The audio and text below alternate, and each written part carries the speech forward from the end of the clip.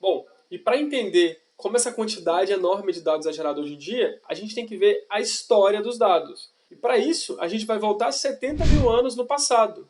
Durante a Revolução Cognitiva, você começa a gerar as primeiras tecnologias da humanidade. Tudo ali envolvendo pedra, corte e coisas do tipo. Depois, há 12 mil anos atrás, você vai ter a Revolução Agrícola. Quando eu falo Revolução Agrícola, você não está criando um grande maquinário, não. Você está criando, basicamente, um arado ou uma coisa super simples que vai ter um efeito fenomenal na produção agrícola que vai dobrar a produção do mundo inteiro.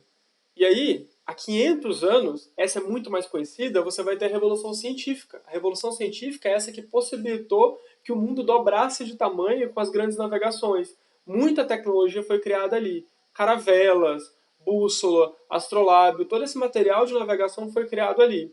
E uma coisa interessante você perceber é que essa curva, até agora, não se alterou. Essa curva que vocês estão vendo, ela fala da quantidade de tecnologia gerada na humanidade durante esses períodos. Você pode ver que a gente já está falando de 500 anos atrás, ou seja, super recente historicamente, mas a curva continua estável. Então, você tem a Revolução Industrial. Essa sim, todo mundo conhece, todo mundo já ouviu falar. Você começa a criar máquina, os navios agora deixam de ser a vela e passam a ter vapor. Isso facilita muito que o mundo se integre e ainda assim você continua vendo a curva estável. Mas é aí que acontece a famosa Revolução Digital. Gente, há apenas 30 anos, mais ou menos 30 anos, você tem a Revolução Digital. E olha o que acontece com essa curva que estava assim. Ela sobe imediatamente. Essa é a quantidade de tecnologia que foi gerada pela Revolução Digital há cerca de 30 anos. Agora você imagina, decorrente dessa tecnologia, a quantidade de dados, o mundo de dados que não é gerado por consequência dela. Para vocês terem noção da quantidade de dados que é gerado, em apenas 2 dias no nosso mundo atual, a gente gera o equivalente a toda a humanidade, ao que toda a humanidade gerou de dados até 2003. Desde o início da civilização até 2003, a gente tem o equivalente a 2 dias de dados atuais.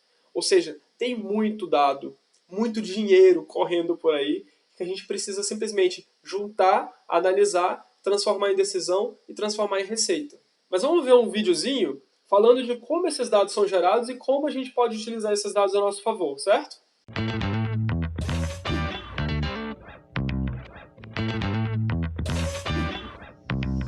Sejam bem-vindos ao Nerdologia! Eu sou Átila, biólogo, pesquisador e tô nas mãos da internet. Hoje vamos ver o que os dados têm a dizer sobre você. Imagine que você está construindo uma praça e precisa decidir onde fazer o caminho de concreto por onde as pessoas vão passar sem pisar na grama. Você precisa prever o caminho que elas mais usam. Para isso, pode estudar quais são os prédios mais importantes ao redor da praça, onde as pessoas descem do ônibus, onde tem comércio. Sabendo disso, você traça os trajetos que imagina que serão mais usados e concreta eles. Muito provavelmente, depois de algum tempo, alguém vai desviar pela grama e deixar marcas de um caminho mais curto que as pessoas fazem para cortar, chamados de caminho do desejo ou caminho da vontade. Outra forma de resolver seria não construir nada na praça em um primeiro momento, só o gramado, e deixar as pessoas passarem naturalmente por alguns meses. Depois de um tempo, basta ver quais são as partes mais marcadas na grama para se ter uma boa medida do que as pessoas preferem fazer. O que você está fazendo é coletar dados, usar as marcas registradas pela grama para aprender e predizer por onde as pessoas passarão mais. Esse é o melhor caminho para se cimentar, mas temos como saber onde cada um vai. Se você já usou a função autocompletar do Google, você já viu como funciona uma das estratégias de coleta e análise de dados. Por mais que ele não possa prever exatamente o que você vai escrever, o Google usa automaticamente os termos de busca para aprender o que as pessoas estão mais interessadas em saber. Por isso acaba sendo um reflexo até estranho das questões que afligem a humanidade. O segredo está em como coletar um volume enorme de dados, o Big Data. E dados não faltam, compartilhamos o tempo todo o que estamos consumindo, por onde estamos passando, o que assistimos, o que lemos, quem conhecemos, quem você quer conhecer mais de perto, quem você quer que conheça uma parte sua, que jogo estamos vendo, menos quem está compartilhando isso no Google+. A humanidade nunca produziu tantos dados, boa parte deles nos últimos anos. Os mais de 1 bilhão de usuários do Facebook já produziram mais de 300 petabytes de dados. 3 vezes mais informação do que o Data continha. São 300 milhões de fotos subidas diariamente. E já existe capacidade de processamento para mastigar esses dados e saber muita coisa. Através de quem são seus amigos e onde você estudou, o Facebook pode sugerir quem foram seus colegas no colégio. Através de quem aparece nas mesmas fotos que você e com reconhecimento facial, sabe com quem e onde você estava melhor do que sua namorada.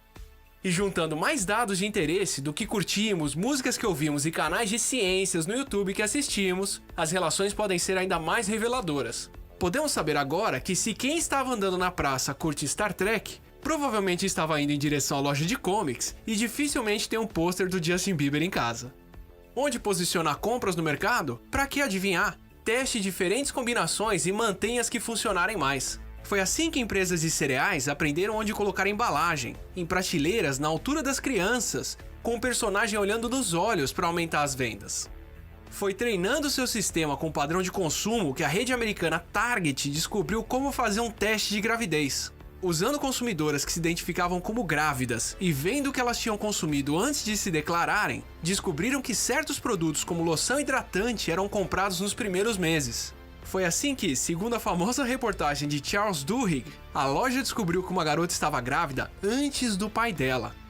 Algumas vezes, as relações podem ser bem inesperadas. Menções de empresas no Twitter combinadas com análise de texto para saber se quem postou estava xingando muito ou elogiando uma empresa podem predizer quais companhias terão ações na bolsa de valores em alta ou em queda, o que muitos estão usando para planejar investimentos. Claro que isso não precisa ser usado apenas para o consumo. Buscas por termos como febre, dores de cabeça e outros sintomas relacionados à gripe já ajudaram o Google Flu Trends a melhorar a predição de surtos desde 2008. Lojas têm como predizer o que vamos comprar antes mesmo de pensarmos nisso, e o item pode já estar a caminho. Aquela fralda que você não sabia que ia precisar pode vir muito mais rápido se os navios e até trens conversarem automaticamente com as empresas de transporte para avisar que estão a caminho no tempo certo. Ter aviões mandando informações de por onde estão voando e quais as condições climáticas permite voos muito mais seguros e quase independentes dos pilotos. Até seu carro pode transmitir quais são as condições de estrada em que você está dirigindo e acompanhar os dados de GPS de motoristas que ajudam a predizer os horários e locais que estarão mais congestionados. Em parte, é isso que você faz quando usa aplicativos para cortar caminho. Nas palavras de Eric Siegel no completo Predictive Analytics, os dados que nós coletamos atualmente nos permitem ver as coisas que até pouco tempo atrás eram grandes demais para enxergarmos. Então, visto esse cenário que a gente vive, qual é o papel do analista de dados? Você já parou para pensar nesse papel? O papel do analista de dados é antecipar problemas e sugerir decisões baseadas em dados. E essas decisões não são apenas do analista de dados. Você mesmo que tem liderados que sejam analistas de dados ou que trabalha diretamente com analistas de dados, vocês precisam entender esse papel, até mesmo para saber demandar desses analistas de dados. Como diz o lema da nossa aula, o poder da informação é da luz à solução. Ou seja, os dados iluminam, eles mostram qual é o caminho da nossa solução. Mas você deve estar me perguntando, Cássio, mas o que eu faço então? Como que eu começo? Gente, não tem outro jeito. A informação certa sempre vem com a pergunta certa. Então, no princípio, sempre tem que haver uma pergunta.